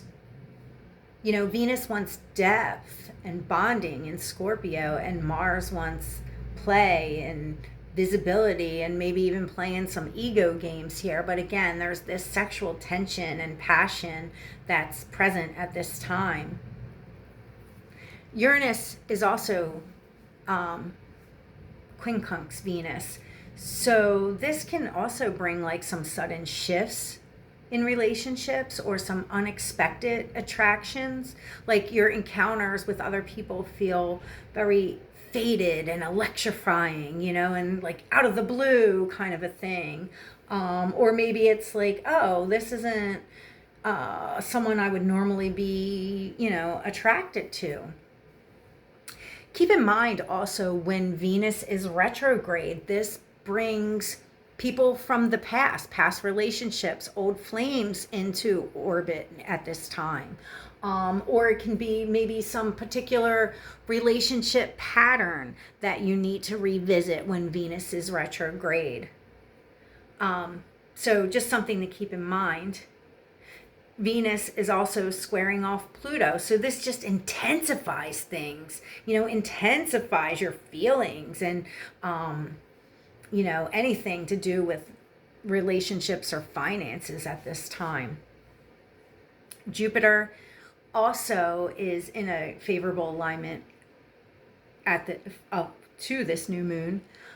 This can bring growth, confidence, and just is about like following your heart, taking risks,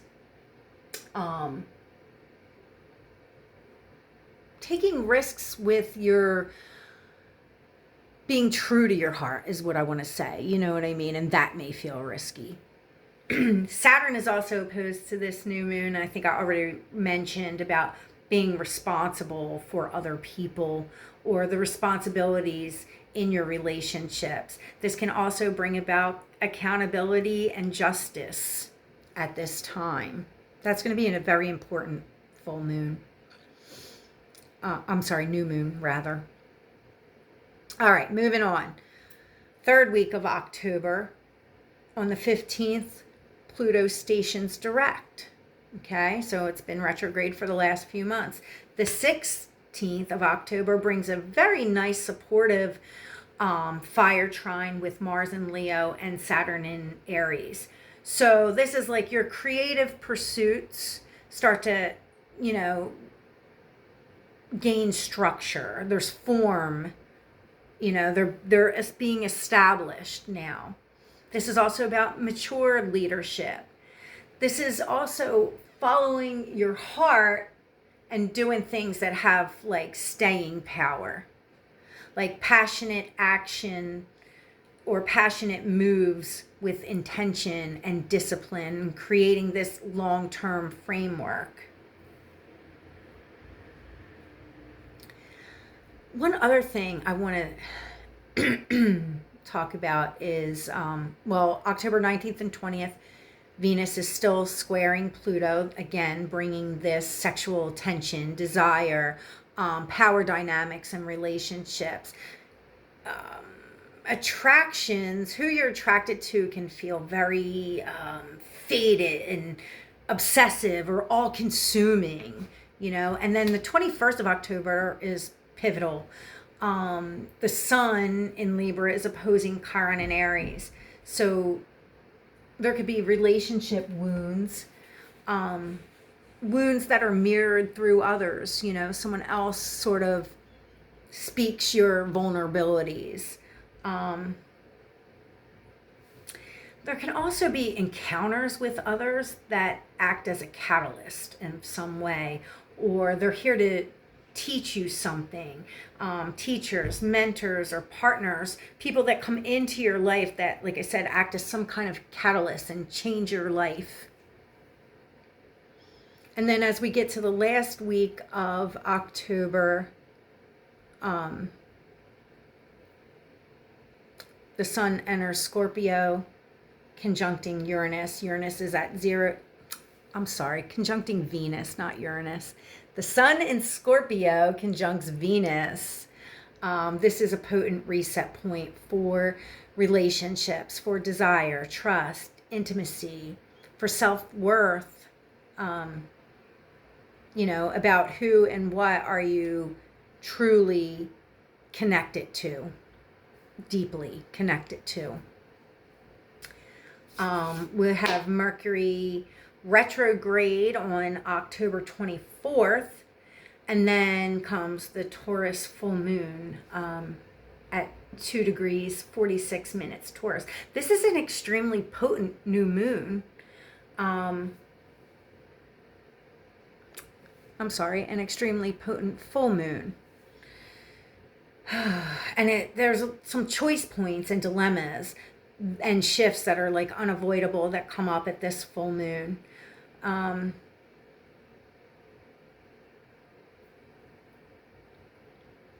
There's Chiron is out of sign, but it's intricately connected to this lunation, to this full moon. So it's like some of your deeper wounds are exposed, you know, about worth, self-worth, security, being enough come up at this time as well. And Pluto is also squaring off this full moon. So this is kind of pushing for some sort of transformation, evolution, and even like power structure. There's changes with that. It can feel sort of like your personal or material security is threatened at this time too. And then the following days feel really tender. There can be relationship rifts or hurt feelings or breakups, breakthroughs on some level, but there's also deep healing potential. But again, it's not without like some ouchies.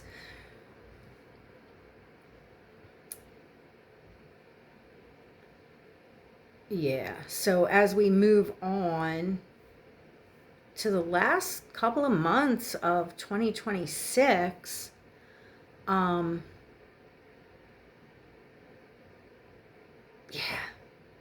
November feels deep. November feels deep. There's like some integration period after October's intensity. And November basically opens with the Sun in Scorpio, quincunx Saturn in Aries. And there's the need to adjust to some kind of new system. There's like something that's ended and it's reset, but now you have to like adjust to it. The tweaks begin, you know. On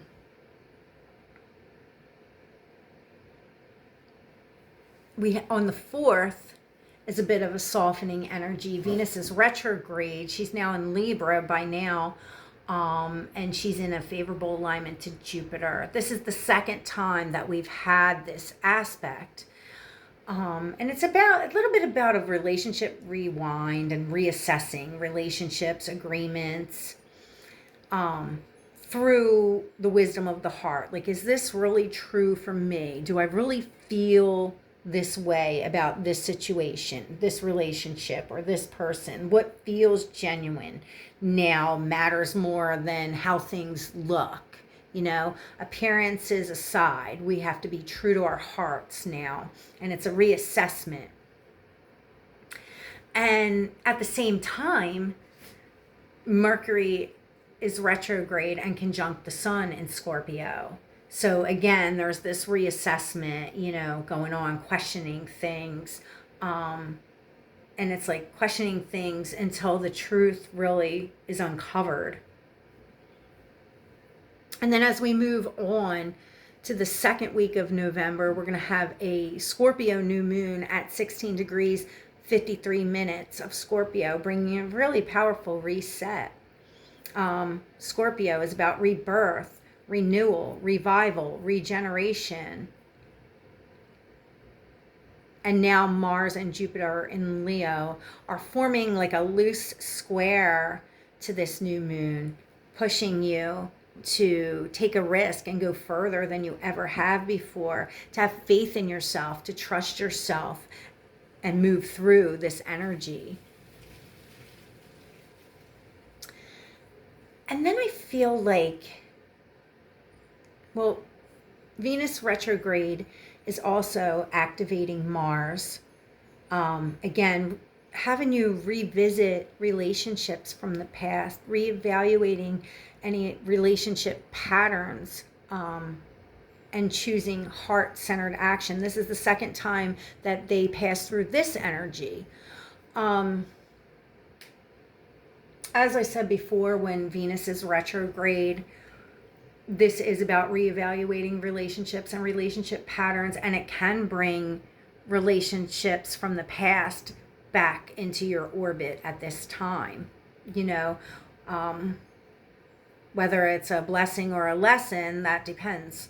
But at any rate, it comes back online. We're also going to have Jupiter in Leo conjunct the South Node this week. I feel like there are fated opportunities that are rooted in the past that come about at this time, as if like there was like a missed chance or a missed opportunity that comes back around, and it's somewhat of like a lucky break or a chance that happens. And it's a chance to really be aligned with the truth that's in your heart. And it's also the second pass of Pluto and Juno in a conjunction in Aquarius. Again, it just seems so crazy how the universe puts these things in play. It feels like something to do with relationships and contracts are transformed. And it feels really intense and faded. Might be that something ends or something has to be, rebirthed along new lines entirely. But it's definitely like some kind of karmic territory here, especially as I said, with Jupiter conjunct the South Node at the same time. So November 13th is another pivotal day too. We have Mercury and Venus both stationing direct on the same day. And then November 16th, 15th, 16th brings a Mars-Jupiter conjunction in Leo, okay? This is, again, that go big or go home type of energy. This is about courage. This is about leadership. This is about expansion and taking risks and moving in a big way. These are big, bold moves. Okay, and then as we move into the third week of November, it's like there's growing pressure and emotional intensity, but the faith in yourself is restored. Again, Mars and Jupiter continue to build your confidence and build that momentum. This is creative pursuits, faith in yourself, and again, following your heart and being true to yourself, being authentic. That really matters now. And then November 18th, there's a Sun-Jupiter square. There can be some growing pains with this kind of energy, but again, this is about following your heart, taking risks, and having the courage, having faith in yourself. November 19th is a bit of a loaded day. There's a lot happening that day, especially in the realm of healing. Okay, there's a bit of passion, urgency, adjustment, healing, renewal, all on these days. There's a lot happening that day. That can be a day that you schedule a healing session. It's also one of those days where I'm going to say, give yourself some space and some grace, because there could be some wounds, some hurt feelings, like I said, healing. November 21st, 22nd, depending on where you're at, the sun enters Sagittarius, and this really shifts the energy, sort of lightens things a bit. Optimism starts to return. And then as we get into our last week of November, we have the Gemini full moon, November 24th. And Uranus is conjunct this full moon, bringing a lot of shocks, a lot of surprises, a lot of revelation, discovery, breakthroughs in technology, communication, transportation, media, maybe some of your social networks, social media, your all of that kind of stuff. Whew. There can be even like intuitive downloads and information that seems to come from other worldly sources. There's definitely a lot of even collective movement, collective transformation at this time. It's going to be a very big full moon. It's like amplifying truth, power, empowerment. There's surprises, and it's kind of continuing for the next few days. And then by the 25th, Mars enters Virgo, and this shifts the energy more into like work mode. This is about fixing systems, getting organized, rolling up your sleeves, doing the hard work, correcting things, and making sure that things are functioning efficiently and that things are running smoothly. The 28th brings kind of like a heart-opening moment as Venus and Jupiter are in a favorable alignment, and this is their third connection in this way. So this is supportive of relationships that are rooted in growth and authenticity. There's opportunities for relationships at this time. Friends that come along at this time can be very beneficial to you. Venus is also opposed to Chiron now. So this is revisiting relationship wounds. This can also be about like some kind of a loophole in agreements, if you're looking for a way out of something. But it's also about sitting with the wisdom that was gained during Venus's retrograde cycle, looking at things a bit differently, where relationships and issues of love and self-worth are concerned. The 29th, we have Uranus trine Pluto. Again, this is a generational transit, and it kind of lasts for quite some time, but this is one of its exact passes. And this accelerates all, social changes, at the collective level. This can also be about, again, technology that's evolutionary and beneficial and regenerative. It's definitely also like this collective awakening, the power of the people and the power of this collective awakening and this new paradigm. And then the month closes with Sun and Saturn in a favorable alignment, highlighting courage and patience and steady project. And again, I feel like this is like grounding in this new paradigm. And then as we get into December, the last month of the year, it's a lot about integration. There's a grounded energy to this. It's powerful, but in a quieter way than the last couple of months. So December opens on the 1st and the 2nd with a fire trine between Jupiter and Leo and Chiron in Aries. And it feels like this is like a heart-opening moment, heart-healing moment in time too. There can be things that act as a catalyst at this time. It's an invitation. It's an opening to work emotionally, creative, spiritually. It's an excellent time to do any kind of healing work. There's growth. It feels like you're like I said, this catalyst moment where you're leveling up. It's of growth, expansion. It's like this portal to level up in some way. It can be also about like developing a talent and maybe feeling a bit vulnerable, showing it off to the world for the first time.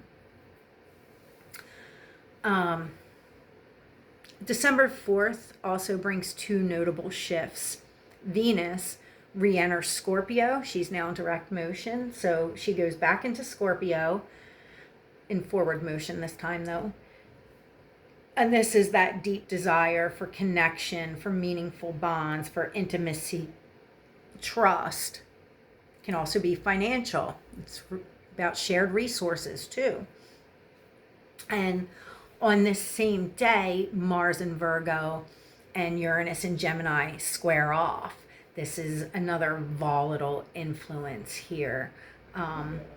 So, volatility around communication systems, technology. Systems are being shook up at this time. There might even be some interruptions or breaks in communication. And it might even be like that you have to have a break in communication systems and networks to fix the bugs and correct some things.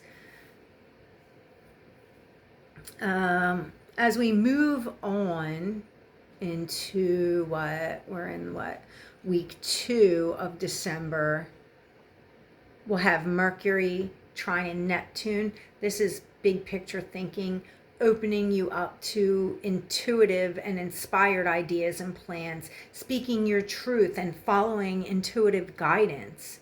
And then on the 8th, we have a Sagittarius new moon. This is again highlighting truth, wisdom, beliefs.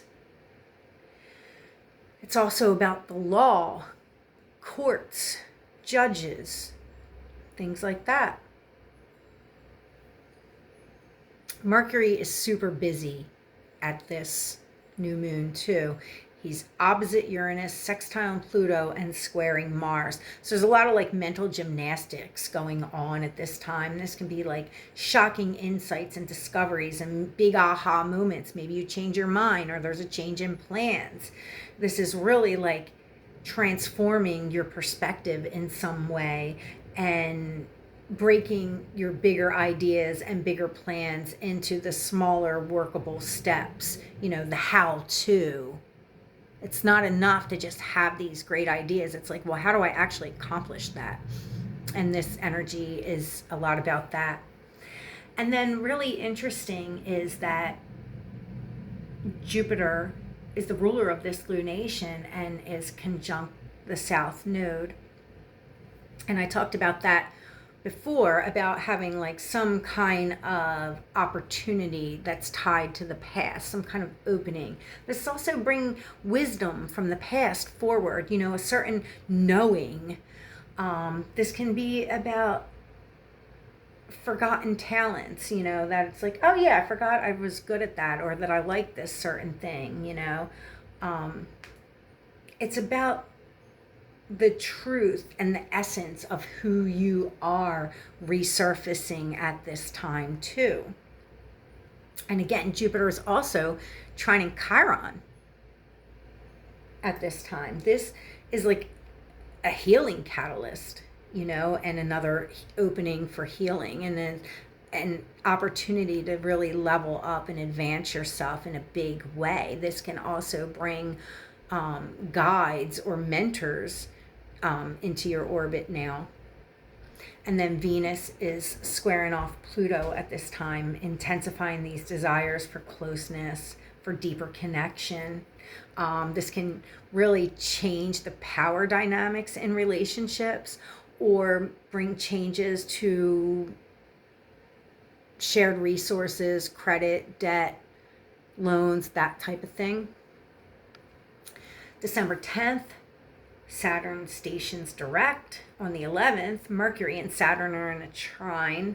So this helps to structure your plans and outline them and define your next steps. And then the 12th is like a day of shifting energies. Neptune stations direct, while at the same time, Jupiter stations retrograde. Okay. Week three is pretty potent, and I feel like this is the most important week of December. At least December 18th, I feel, is one of the most important days of the year. We have this beautiful and powerful fire grand trine aligned with the galactic center. And the galactic center is said to be where divine guidance and intelligence just pours through unfiltered. So we have the sun there at the galactic center, we have Chiron in Aries, and we have Jupiter in Leo, all in this fiery triangle in the sky. To me, this is a very important portal and moment in time. This is a huge level up moment here. It's like a graduation, and a healing opportunity. And like I said, I feel like this is the most important, one of the most important days of the month, one of the most important days of the year. This is about authenticity. This is about the wisdom of the heart. And like I said, this higher guidance and intelligence that pours through, this cosmic intelligence that we can tap into, leveling us up. It's like a spiritual initiation and stepping into a larger role. And then as we get into the last week of December, there's some emotional closure and grounding for the future. We have a full moon on December 23rd in Cancer. Well, before that, we have the sun entering Capricorn and the winter solstice on the 21st, and the Cancer full moon on December 23rd. Neptune is pretty tightly square to this full moon, so it's sort of emotional and intuitive. The feelings are very deep. Memories surface at this time. It's not the best time for clarity because, like I said, there's a lot of emotions at this time. A little bit of maybe emotional overwhelm even.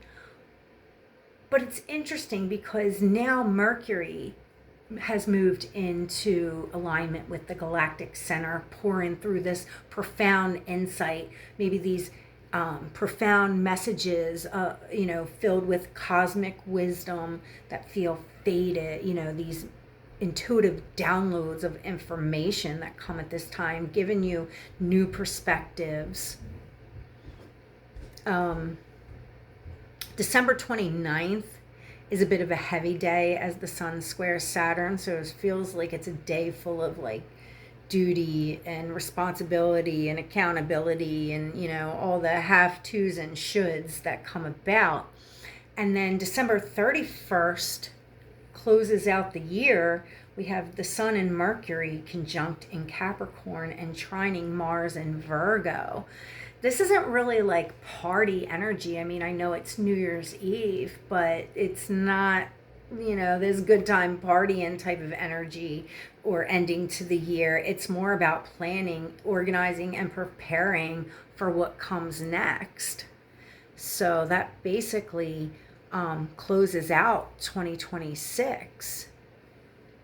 So thank you for joining me here, and I'll see you next time.